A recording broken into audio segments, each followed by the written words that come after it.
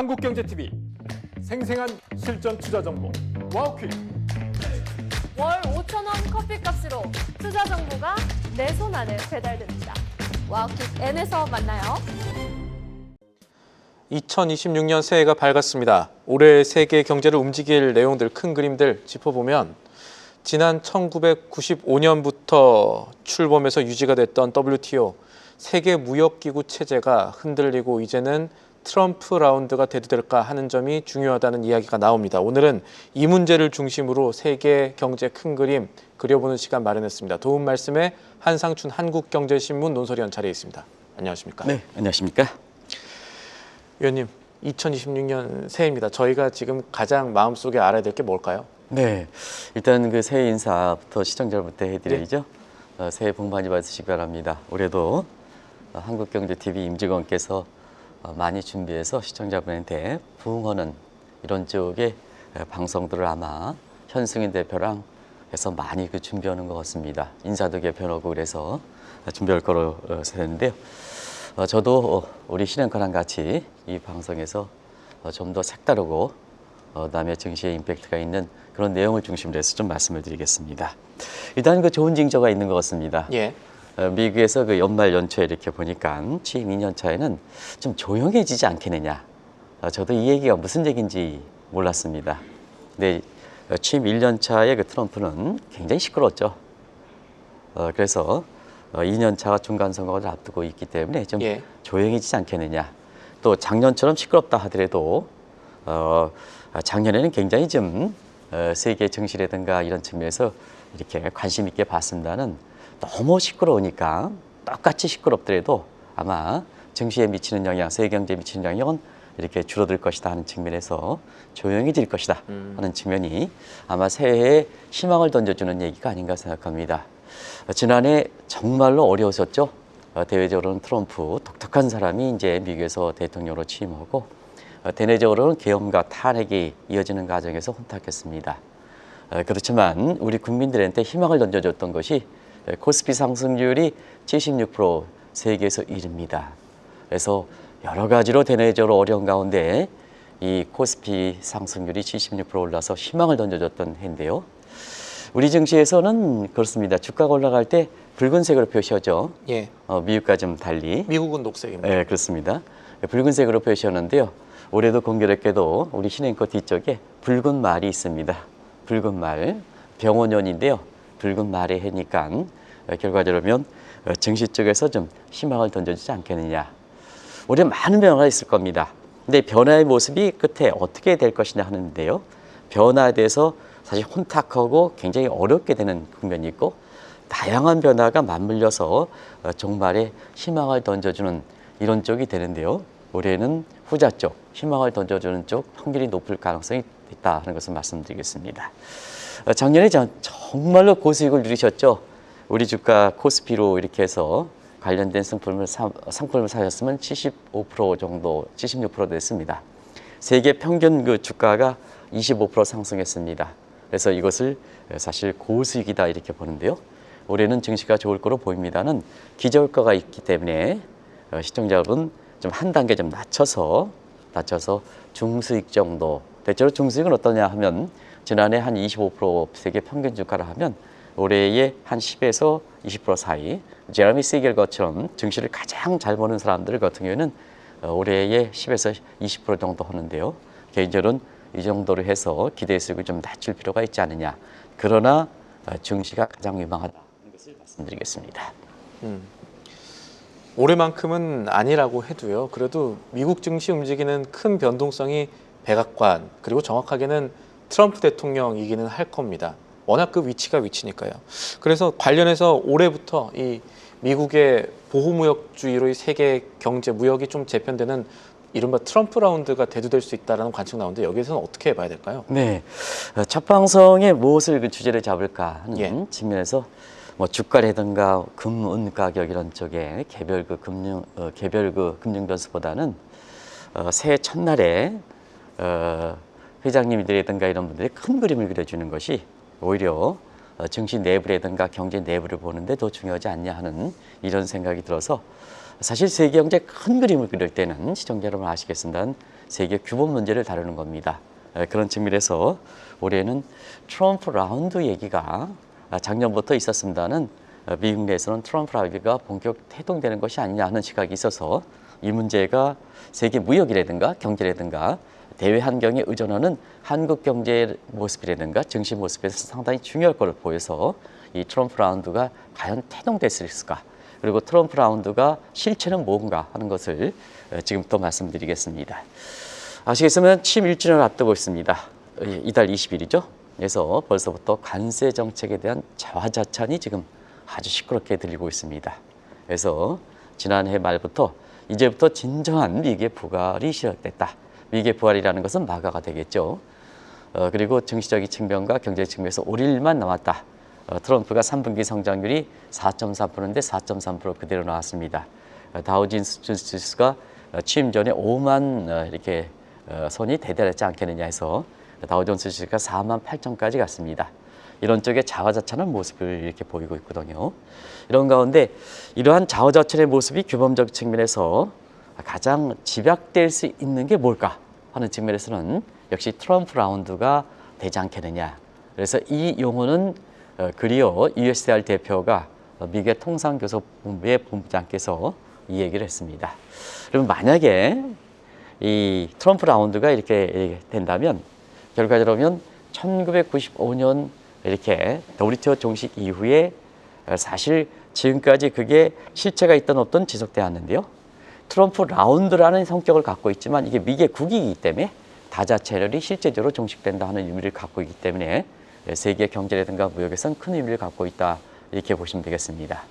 결과적으로 세계에서 이렇게 트럼프 라운드를 이렇게 태동시키는 것은 미국이 사실 부활시킨다는 측면에서 트럼프 정부 집권 2기 때 구상인 마가를 달성한다는 측면에서 하나의 틀을 잡는다 이런 쪽으로 의미를 해석하시면 되지 않냐 하는 생각이 듭니다. 예. 이 큰 그림을 그리는 방향성을 잡아가는 과정에서도 이 개념적인 디테일은 오히려 더 중요할 수가 있는데 그래서 트럼프 라운드의 핵심 그리고 시사점을 좀 자세히 살펴봐야겠습니다. 네, 보통 라운드는 다자채널에 생각하죠. 예. 그렇기 때문에 트럼프 라운드이기 때문에 이게 혼탁스러운 거죠. 혼탁스러운 거예요. 왜냐하면 라운드는 전 세계 국민들이 전 세계 국가들이 공통적으로 참여해야 되거든요. 근데 트럼프 라운드는 그 성격이 아니기 때문에 시청자 여러분한테 1945년서부터 2차 세계대전부터 출발했던 라운드의 성격을 먼저 시청자 여러분한테 전해드려야 트럼프 라운드의 실체를 정확하게 이해하실 수 있지 않냐 생각합니다. 예. 그런 측면에서 2차 세계대전 이후에 8차례에 걸쳐서 다자간 라운드가 전개됐죠. 그 내용들은 뭐 다들 아실 겁니다. 닐런 라운드, 케네디 라운드, 또 시청자분이 가장 많이 알고 있는 우루과이 라운드, 8차 라운드가 되겠죠. 이걸 통해서 사실은 1995년에 세계 미역기구 체제가 이렇게 왔던 겁니다.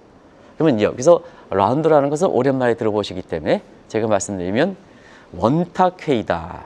원탁회의인데 한국은 이제 아직도 회의를 할 때 이 직각형으로 하더라고요. 위계관계가 딱 그러니까 이렇게 직각계, 있는데. 위계관계.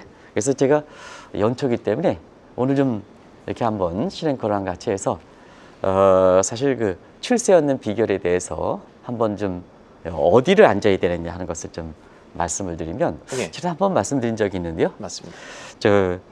현승윤 대표께서 이 직각에 여기가 중간에 섰으면 실행커가 이렇게 출세를 하려면 이 사각형에서 어디를 앉으려고 생각하십니까? 그때도 제가 어떻게 대답을 했었냐면 네네. 저는 출세보다는 무섭기 때문에 가장 구석에 있지 않을까라고 말씀을 드렸었는데 그때 네. 웃으면서 이제 말씀하셨던 기억이 나긴 합니다. 예. 그렇습니다. 가장 이제 이렇게 아부를 잘하는 사람들 같은 경우는 이제 가장 잘못된 생각에 바로 앞에 앉기를 바라겠죠. 잘 비치기 때문에. 예. 그리고 가장 또 이렇게 신행커거처럼 좀 이렇게 출세를 안 하려고 하는 사람은 바로 옆에 앉는 게 좋습니다. 아, 멀리 도망가는 게 아닌가요? 예, 멀리 도망가는 게 아니고 요때 합니다. 요게 가장 안 보입니다. 예. 그리고 아하. 가장 자기 자신의 중용적 측면에서 이렇게 자장한테 이렇게 부담 없이 할 수 있는 자리는 45도 각도입니다. 예. 그래서 그런 측면이 가장 좋은 자리다 이렇게 하는데요. 왜 이걸 굳이 말씀드리냐면 이 직각형으로 취할 때는 어떤 자리를 취하느냐에 따라서 동일한 표정, 동일한 하더라도 사실 자장한테 비치는 관계가 이렇게 달리 비칠 수가 있다는 얘기입니다. 그런 측면에서 라운드를 치르니까 어디가 자장을 안 치든 간에 수평적 관계가 되겠죠. 예. 수평적 관계가 되기 때문에 세계 각국의 이익을 골고루 반영하는 측면에서 원탁 회의를 전달이 보이됐습니다. 그런데 트럼프 라운드는 왜 라운드를 비칠까? 그리어라는 사람이 이렇게 WTO 체제에 이렇게 출범하기 전에 우루과이 라운드 참석하지 않았던 아주 영면이었었는데요. 사실 이 트럼프 라운드의 라운드는 잘못 붙인 거다 이렇게 보이됐습니다. 그런 측면에서 트럼프 라운드의 실체에 대해서 또 협상 방식에서 잠시 말씀드리겠습니다. 결과적으로 보면 트럼프 라운드가 태동됐을 때는 어떠냐? 라운드는 세계 무역 규범의 공통적 규범을 만드는 겁니다. 그래서 세계 골고루 이익을 반영할 때는 그 스탠다드가 글로벌 스탠다드라는 표현을 시청자분도 많이 들으셨을 겁니다. 근데 트럼프 라운드에 라운드라는 명칭을 붙이긴 했지만 결과적으로 트럼프의 의지대로 세계 규범을 만든다는 측면에서 트럼프 스탠다드가 된다는 측면이 다른 점이다 하는 것을 말씀드리겠습니다. 결과적으로 트럼프 스탠다드는 뭘까? 미국의 국익을 표침하지만 궁극적으로는 트럼프 개인의 입장을 얘기하는 거다 하는 측면에서 이 라운드는 태동되지 말아야 되겠죠? 근데 이거가 취임 2년 차에 트럼프 라운드가 태동되지 않겠느냐 하는 이 측면에서 지금 연초에 이 용어들이 많이 나온다 하는 것을 말씀을 드리겠습니다. 트럼프 라운드에 붙는 라운드라는 명칭이 사실은 눈 가리고 아웅하는 식이고 결국 트럼프 라운드가 미국의 국익 혹은 한쪽의 이익으로 기우는 방식의 무역 질서라고 한다면 협상 방식이나 이런 것에 대해서도 여러 변동성이 있을 수가 있겠네요. 시장의 네. 측면에서. 사실은 그 한미 협상에 참여했던 우리 김 실장 많은 김영과 실장이라든가 이런 분이 많이 노력을 했습니다는 아마 트럼프 라운드의 실체는 예. 대미 관세 협상 과정에서 아마 드러났고 미리 한번 우리가 한번 경험했고. 그렇습니다. 예. 그런 측면에서 보면 이 라운드가 원탁 회의가 아니고 어떤 방식이냐 하면 일단 A 게임 방식입니다. 통보죠. 우리에 대해서도 뭐 얼마 가져와라 얼마 통보죠. 그래서 A 게임 방식이다.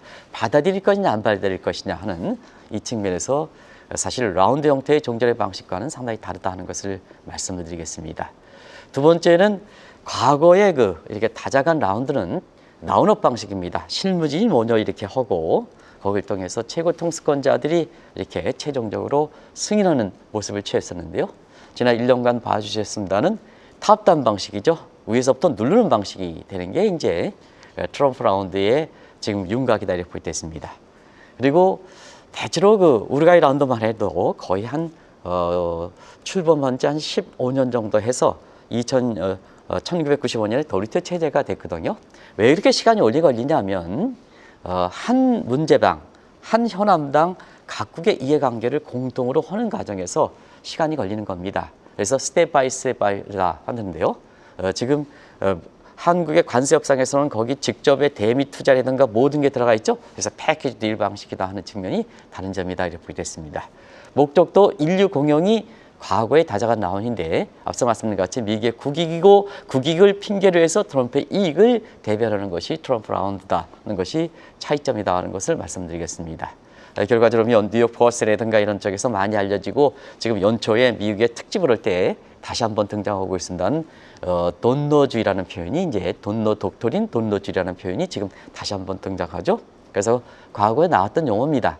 근데 트럼프 독트린의 확장주의와 멀로 독트린의 고립주의를 통합한 것이 바로 돈노주의다 이렇게 보이됐습니다.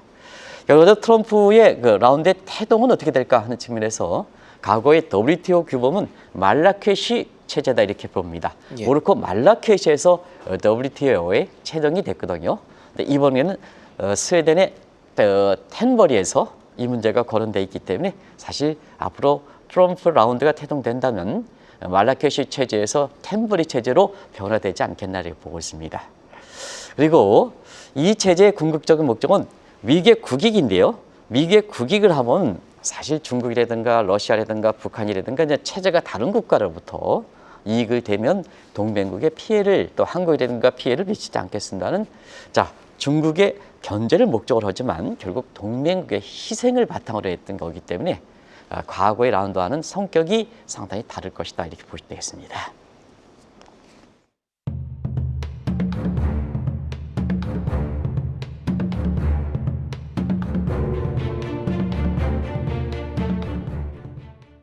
오늘 국제경제 읽기 시간에는 올 한해 세계 경제를 위한 큰 그림을 미리 그려보고 있는데 잠시 2025년의 미국을 좀 돌아보겠습니다. 미국 보면은 관세 분야 이외에도 이른바 미국을 더 위대하게라고 외쳐온 트럼프 미국 대통령의 계획이 의외로 많이 실현이 되었다고요? 의외로 실현이 많이 됐죠. 미국은 단단하게 미국의 엘리트주의로 가고 예. 그다음에 대외적으로는 트럼프의 영향력을 많이 확대시키는 거죠. 그거를 우리가 섹터별로 먼저 이렇게 금융 변수라든가 종합적으로 다루다 보니까 미국에 지금 어떤 체제로 사실 돈너지가 실현되어 왔을까 하는 것을 큰 그림을 그리지 못하는 것 같습니다. 그래서 지난 1년간을 한번 보겠습니다. 미국이 엘리트, 청교도 중심, 백인 중심으로 어떻게 됐느냐 하는 측면에서 보면 일단 이민 정책이죠. 이민 정책에서 불법 이민 이거 굉장히 많이 진행됐습니다. 이 과정에서 지금 미국에서 많은 갈등이 있습니다는 또 지방선거에 영향을 줬습니다는 사실 이 문제에서는 굉장히 많이 진척됐다 이렇게 볼 때 있고요. 환경 문제도 상당히 많이 진정됐습니다. 예. 그린 뉴딜이라든가 신파리 협상을 탈퇴했다든가 그런 거죠. 그다음에 젠더 문제도 시청자 여러분 아시겠지만 강력한 정책 올바른 시정 조치가 이렇게 진행됐죠. 그래서 미국에서 동성애라든가 이런 측면에서는 오히려 미국이 다시 한번 철저하게 다져나가는 이런 모습을 보였다 이렇게 보였습니다. 결과적으로 미국의 아주 엘리트의 미국의 본래 정신을 자르는 이 정신에서는 1년간 의외로 많이 진척됐다 이렇게 보였습니다. 이걸 바탕으로 트럼프가 세계 야망을 한번 보겠습니다. 이거 한번 보겠습니다. 북극 그린랜드 같은 경우는 속속 영사까지 파견하는 모습에서 굉장히 영토 전쟁까지 해가지고 굉장히 진전이 됐죠. 그리고 파나마 운해 지역에 중그룹도 소속권을 이렇게 이어받는 상태에서 자치령 같은 경우는 굉장히 미국에 거의 편입됐죠. 그리고 멕시코만을 미국만으로 바꾸고 페르시아만을 아랍만으로 바꿨습니다. 그리고 중남미 지역 같은 경우는 친트럼프 퀴즈들을 담당하는 이런 지역들로 전부 중남미 지역이 채워지고 있습니다. 그게 좌파 중심 핑크 타이드에서 결국 친트럼프 성향의 미국의 성향은 블루 라운드로 바뀐 거죠. 거의 중남미는 바뀌었습니다. 그런 측면에서는 지난 한 해 동안에 트럼프가 떠들긴 했지만 얼만큼 실천이 됐는가 하는 측면에서는 오늘 아주 큰 그림만 중요한 사항만 말씀드렸습니다는 의외로 빨리 진척되고 있다. 그렇기 때문에 2년 차의 트럼프 라운드가 허무맹랑한 소리는 아니다. 이와 같이 이렇게 진전될 수 있는 소지의 인프라적인 측면, 기초적인 달성했기 때문에 이 트럼프 라운드 어떤 식으로 전개될 것인가 하는 것도 대외 환경에 의존하는 우리 입장에서는 상당히 주목해서 보실 필요가 있다는 것을 말씀을 드리겠습니다. 그러니까 미국 대통령 뭐 지지율 낮다 이런 이야기들 속에서도 하나하나 살펴보면은 미국이 독선할 수 있다 이런 가능성은 지금 심어져 있다 이렇게 봐야 되는 거군요. 네, 그렇습니다. 트럼프가 본인 자신의 의지를 반영하면 과거에는 합의하는 미국이 시장 경제라든가 민주주의 합의하고 예. 그다음에 다자천의 동작체에서는 동맹국의 이익을 서로 균형 있게 발전하는 그런 측면에서는 갈등이 심해지는 거죠. 그러다 보니까 미국 내 트럼프의 국민의 지지도가 떨어지고 예. 대외적으로 보면 고립주의다 해서 미국에 대한 어떤 연대의식은 떨어지게 되는 거죠. 그런 측면이 지금 보셔야 된다는 것을 말씀드리겠습니다. 자, 그런 측면에서 지금 한번 보겠습니다. 자, 미국이 이렇게 인프라적인 측면에서 의외로 빨리 마가 문제에 대해서 이렇게 달성한 측면에서는 그만큼 여건이 됐었죠. 아시겠습니다는 완벽한 레드 스윗 문제, 물론 많이 균열이 되고 있지만 예. 이게 됐습니다. 또 미국 국민들의 무관심도 있었습니다. 과거처럼 미국 국민들 같은 지금 미국 국민들 무관심이 많죠. 트럼프는 이거 어떻게 하든 나는 관계없다 하는 무관심이 많죠. 그리고 입법부, 사법부, 행정부 볼 때는 견제와 균형 원칙이 무너졌죠. 그런 것이 사실 미국 내에서 트럼프가 말이 안 된다 하더라도 빨리 진전되는 배경이다 하는 것을 말씀드리겠습니다. 그러면 대외적인 측면에서 한번 보겠습니다. 지금 대외적인 측면에서는 G5, G7, G9, G20 거의 무너졌죠. 그러다 보니까 G자가 붙은 그레이트가 아니라 그룹의 제로 시대가 됐지 않습니까? 그러다 보니까 트럼프가 동맹국 이익을 희생시킨다 해도 그만큼 먹히게 됐던 배경이다 하는 것을 말씀을 드리겠습니다. 그래서 나라 안팎으로 이러한 현재 환경이 지나다 보니까 말이 안 된다는 트럼프 이 문제가 오히려 많이 진영됐다 이렇게 보시면 되겠고요. 반대로 생각하면 오히려 트럼프 진영이 지금 미국 내의 어떤 갈등 문제라든가 무관심이라든가 대외적인 측면에선 G0 시대에 사실상 중심 국가가 중국 이외의 다른 동맹국에서 없은 이런 것을 잘 활용해서 결과적으로 트럼프 라운드라든가 마가 구상을 해온 측면이 있다. 이렇게 서로 보실 필요가 있지 않냐 생각합니다.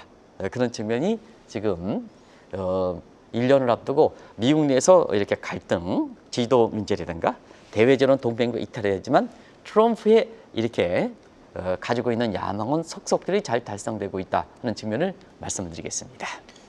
그러니까 글로벌 스탠다드에서 아메리칸 스탠다드, 사실은 아메리칸 퍼스트를 지향하는 트럼프 라운드가 본격적으로 대두가 된다면 세계 무역이라는 측면에서는 글로벌 스탠다드일 때보다 이 트럼프 라운드가 되면 무역도 좀 줄거나 어떤 변동성이 있지 않을까 하는 걱정도 드는데 어떻게 보십니까? 그게 이제 우리 입장에선 걱정이 되기 때문에 이 태도 원칙에 대해서 초기 단계에서 주목하실 필요가 있다. 예. 이미 대미 관세 협상에서는 많이 이렇게 우리가 어려움을 당했지 않습니까? 그런 것이 한번 뼈저리 결통해서 이 트럼프 라운드의 실체에 대해서 정확히 이어질 필요가 있지 않냐 생각합니다.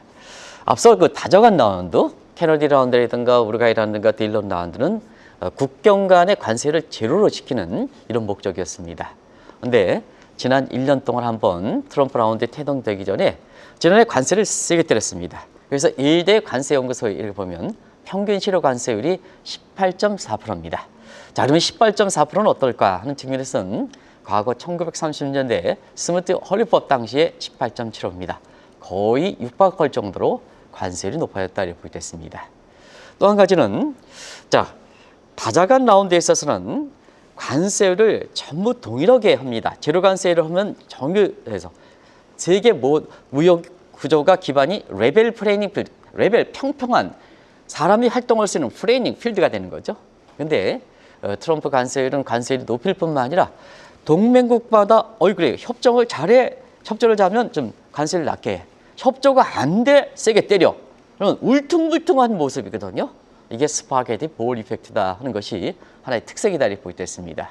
그리고 지금 신흥국가에서 이와 같은 이렇게 관세율에서 이렇게 높아지고 그 다음에 울퉁불퉁하면 세계 경제라든가 또 세계 무역이라든가 무역에 의존하는 국가 입장에서 불리하게 되는 거죠. 예. 왜 그럴까? 자, 평평한 다자간 라운드에서는 결과적으로 보면 저물가, 저금리, 고성장 해서 WTO 체제 이후에 그동안 뭐냐? 저물가, 저금리, 그 다음에 고성장 체제가 유지했던 겁니다. 그런데 트럼프가 출범하고 난 이후부터 좀 문제가 달라지는 거죠. 관세 높아졌죠. 관세 높아졌죠. 그러다 보니까 지금 술물가 대부분 고생들 하시죠? 그렇게죠? 그래서 물가가 이제 올라가지 않습니까? 그래서 올해 트럼프 라운드가 형성되면 라운드 하면 일반적으로 물가가 떨어지지 않겠느냐 하는데 오히려 하반기에는 물가가 상당히 우려해서 올해 페드 같은 경우에는 상반기에 금리가 인하한다 하더라도 하반기에는 금리 동결 내지는 금리가 인상할 것이다. 대분가도 그렇게 보는 상태거든요. 그런 측면이 다른 점이다 하는 것을 말씀을 드리겠습니다. 그러면 물가가 올라가고 관세율이 올라가면 성장률이 떨어지겠죠. 종전의 다자체라는 좀 이렇게 반대 현상이 되는 거죠. 그래서 트럼프 라운드가 출범하면 세계 물가는 1.8% 정도 올라가고 그다음에 성장률은 0.5%포인트 떨어진다. 그러면 시청자분께서 0.5%는 당신 너무 적지 않느냐 하는데 세계 경제 성장률이 지금 3%거든요. 그러면 0.5%포인트 같은 경우는 굉장히 크다 하는 것을 말씀드리겠습니다. 결과적으로 보면 종전에 이렇게 케너디, 딜런, 우루과이 라운드는 세계 후생, 월드 웰페어를 증대시키는 게 목적입니다는 사실 고물가, 성장이 낮춰지고 이렇게 되면 세계 웰페어는 상당히 떨어지지 않겠느냐 하는 측면이 트럼프 라운드의 실체다. 그래서 라운드를 정확히 이어질 필요가 있다는 것을 말씀드리겠습니다. 일단은 트럼프 라운드식의 통상 질서 개편은 일어나지 않기를 바라야겠습니다만 지금 멕시코도 보호무역 쪽으로 가고 있고 관세 올리고 있고 이런 식으로 흐름들이 좀 일어나는 게 불안한데 이런 가운데 한국 경제는 어떻게 될까? 이게 좀 궁금한데요. 그래서 이제 1월 달에는 굵직굵직한 이런 미국에서 행사들이 있죠. 예. 그게 이제 조만간 대법원에서 최종심 판결이라든가 이런 쪽이 이제 또 페드 의장도 2월 달에 좀 임명되고 해서 1월 달에는 또 1월 20일엔 트럼프 취임이 있겠죠. 또 새로운 그 얘기들이 많이 날 겁니다. 트럼프 성격상 보면 예. 그런 측면에서 사실 미국의 대법원이 상호 관세에 의해서 작년에 때렸던 문제를 좀 이렇게 최종식으로 위법 판결이지만 트럼프 취임 일주년에는 만약에 위법 판결을 한다면 관세 플랜 B를 나오지 않겠느냐 해서 올해는 여러 가지로 대무역적인 측면에서 상당히 어려울 것이다 이렇게 보시면 되겠습니다. 그런 측면에서 자 이렇게 어려우면 어디가 이렇게 뭐든지 어려울 때 돌출되는 나오는 국가들이 있거든요. 그리고 산업적인 측면에서 어려울 때 이렇게 기린화가 나오는 겁니다. 그런 측면에서 올해는 이렇게 어려운 환경 속에 어느 국가가 떠오를까 하는 측면에서는 2026년은 브레이크아웃 네이션, 요건 이제 한국말로 위기를 돌파한 국가라 이렇게 보시면 되겠습니다. 그래서 이것은 제가 만든 용어가 아니라 시청자 여러분 아시겠으면 루치니 샤르마가 처음 얘기했습니다. 그래서 세계 경제가 어려울 때 돌파하는 국가 이렇게 하는데요. 결과적으로 세계 이렇게 경제 구조에서 보면 브릭스가 그동안 2001년 짐 오리를 만드는 이후에 모두가 뭐냐, 우리 투자는 중국 가라, 인도 가라, 브라질 가라, 이렇게 대형 증권사들이 얼마나 떠들었습니까? 근데 브릭스가 추락하죠. 이런 상황에서 작년에 미국이라든가 선진국 재편을 일가지 못하는 상태에서 그런 대형 업체들이 이 중국 투자, 인도 투자, 브라질 국채 굉장히 수익이 어렸던 거죠. 그러면 이렇게 질서 재편 속에 브레이크 아웃 국가가 어디 국가냐 하는 측면에서는 한국을 상당히 주목한다 이렇게 보겠습니다. 이게 사실 새 아침에 제가 얘기하는 게 아니라 세계 입장에서는 한국을 주목한다. 근데 정작 우리 국민들은 다 그런 건 아닙니다는 우리 경제에 대해서 연초에 이렇게 나오는 거 보면 한국 경제에 대해서 상당히 이렇게 좀 안 좋게 보고 있습니다. 세계에서는 작년에 굉장히 한국 증시를 주목하지 않고 경기를 주목했지 않습니까? 예. 지난해 말도 얘기했습니다. 정치적으로 탄핵과 그 다음에 이렇게 기업도 전국 극복했다. 성장률도 1, 4분기에 가장 낮았다가 3분기에 가장 높게 냈다. 이런 측면, 또 AI 공급 파트너로서 한국의 삼성전자, SK가 가장 주목됐다 하는 측면, 관세 협상은 뒤늦게 됐지만 한국의 국익을 가장 많이 반영했다 하는 측면, 이런 측면인데요. 이런 것과 함께 사실 증시적 측면이 그게 반영돼서 75% 세계에서 1위가 됐지 않습니까? 그런 측면에서는 브레이크아웃 네이션 국가로 한국을 주목하는 것을 주목하실 필요가 있다는 것을 말씀드리고, 또 한 가지는 개혁에 성공한 국가들입니다. 그래서 아르헨티나라든가 스페인과 그리스, 요게 이제 제가 표현은 작가가 이제 독특한 용어를 지어버렸는데요. 김연경 국가다 이렇게 표시됐습니다. 김연경 국가라고 그렇습니다. 하면 배구 선수 김연경 선수가 예. 지금 선수에서 퇴출됐거나 아니면은 좀 이렇게 마이너리그에 있는 사람들을 굉장히 훌륭한 리더십으로 해서 예. 그래서 지금 이렇게 A리그에 있는 사람과 거의 경쟁을 겪을 정도로 이렇게 하는 것을 김연경 국가다 이렇게 하는데요. 이걸 국가를 뺐습니다. 저는 야심차게 김연경 국가라 얘기했는데요. 예, 지금 설명해 이게 바로 주시니까요. 예. 아르헨티나라든가 스페인이라든가 그리스입니다. 한때는 전부 뒷볼트의 국가였습니다. 그런데 전부 개혁에 성공하고, 개혁을 성공할 때 국민이 합심해서 개혁을 했던 겁니다. 그러는 것이 지금 세계에서 브레이크아웃 국가로 김연경 국가들이 이렇게 부각되는 것도 하나의 주목하실 필요가 있는 것이 아닌가 하는 생각이 듭니다. 브레이크아웃 네이션, 알겠습니다. 지난해 4월 관세 충격이 세계를 덮쳤을 때 관세는 일시적이다라고 보는 전문가들이 많았습니다. 그동안의 통상 무역 질서를 고려하면 일시적이라고 보는 게 사실은 맞을 수밖에 없었고요. 그런데 이 질서 자체가 변하는 시점인지 주목해 봐야겠습니다. 오늘 말씀 여기까지 듣죠. 도움 말씀에 한상춘 한국경제신문 논설위원이었습니다. 오늘도 감사합니다. 새해 복 많이 받으십시오. 네, 고맙습니다. 계속해서 다양한 경제 이슈를 알고 싶다면 구독과 좋아요, 알림 설정 부탁드립니다. AI 캐스터 권미정이었습니다.